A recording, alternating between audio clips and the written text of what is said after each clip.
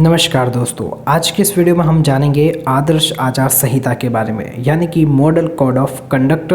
यह किस प्रकार से कार्य करता है, इसके लिए क्या बाध्यकारी नियम है, साथ ही साथ इससे रिलेटेड कंप्लीट जानकारी आपको आज के इस वीडियो में मिलने वाली है। तो दोस्तों, अगर आप हमारे channel A to Z exams पर पहली बार आए हैं तो इसे सब्सक्राइब कर देवे, और अगर आपने जो है हमारा इंस्टाग्राम चैनल को अगर आपने फॉलो नहीं किया है तो इसे भी फॉलो कर दीजिएगा। आपको वहाँ पर भी सारे के सारे सोशल मीडिया लिंक आपको मिल जाएंगे और हमारे लेटेस्ट वीडियो की जानकारी मिलेगी। साथ ही अगर आप इस वीडियो का PDF चाहते हैं तो आपको हमारे टेलीग्राम चैनल पर यह उपलब्ध करवा दिया जाएगा। तो सबसे पहले हम बात करते हैं क्या है आदर्श आचार संहिता। तो दोस्तों, इसको शॉर्ट फॉर्म MCC कहते हैं।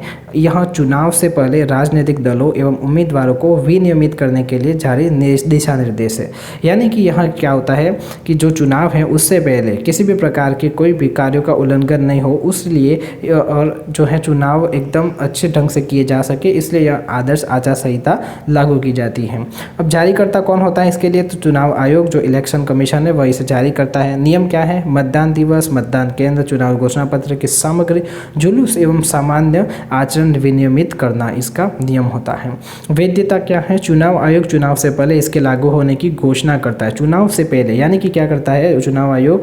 जब वह चुनाव की डेट की घोषणा करता है उसी समय से चुनाव के जो नतीजे आते तब तक और वहाँ चुनाव के बाद इसे समाप्त होने की घोषणा होती है। ठीक है, यह इसकी वैधता हो गई। आगे बढ़ते हैं, इसका उद्देश्य क्या है? तो देखिए, स्वतंत्र और निष्पक्ष चुनाव कराए जा सके, यह इसका उद्देश्य है। चुनाव आचार संहिता संविधान में वर्णित नहीं किया गया, यानी कि संविधान के किसी भी पन्ने पर इसका किसी भी प्रकार से कोई भी उल्लेख नहीं किया गया कि इसका आदर्श आचार संहिता का यह बाद में बनाया गया है। अभी तो यह एक क्रमशः प्रक्रिया का परिणाम है। अगर आपको बता दें कि जो है 1960 में सबसे पहले आचार संहिता को लागू किया गया था केरल की विधानसभा चुनाव के समय में, यहाँ पर इसका ट्रायल किया गया था। उसके बाद 1962 के समय जो लोकसभा के सामान्य इलेक्शन हुए थे, जनरल इलेक्शन हुए थे, उसमें इसको किया गया था। और उसके बाद जो है 1965 के आसपास करीब यहाँ पर जो है लोकसभा और राज्य विधानसभा के जो चुनाव होते हैं उसके लिए राज्य सरकारों को भी इसके बारे में कहा गया, और तब से यहाँ पर जो है आचार संहिता का लागू होने लगा स्वतंत्र और निष्पक्ष चुनाव करवाने के लिए। और इसका जो प्रवर्तन है वह चुनाव आयुक्त हुए थे TN शेषन, उनके द्वारा किया गया था, जिनका चित्र आप देख सकते हैं। और भारत निर्वाचन आयोग का जो है आप यहाँ पर उनका ऑफिशियल लोगो भी आप यहाँ पर स्क्रीन पर देख सकते हैं। अब हम बात करेंगे आचार संहिता पर क्या प्रतिबंध करती है। तो देखिए, सरकार के द्वारा लोक लुभावन की घोषणाएं नहीं करना इसका एक महत्वपूर्ण कारक है कि सरकार जो है अगर आपके आचार संहिता लग जाती है तो उसके बाद सरकार किसी भी प्रकार की कोई भी स्कीम या घोषणा नहीं ला सकती है। चुनाव के दौरान सरकारी मशीनरी का उपयोग नहीं कर सकती है सरकार, या उसके रिलेटेड नेता वगैरह दुरुपयोग नहीं कर सकते। उसके बाद दोस्तों, राजनीतिक दलों और उम्मीदवारों के द्वारा जाति, धर्म व क्षेत्र से संबंधित मुद्दे उठाना यहाँ पर न उठाना यहाँ पर माना गया है कि यहाँ पर किसी भी प्रकार से आप जो है उम्मीदवार है तो वो इस जाति या धर्म के आधार पर आप वोट नहीं मांग सकते या मुद्दे नहीं उठा सकते।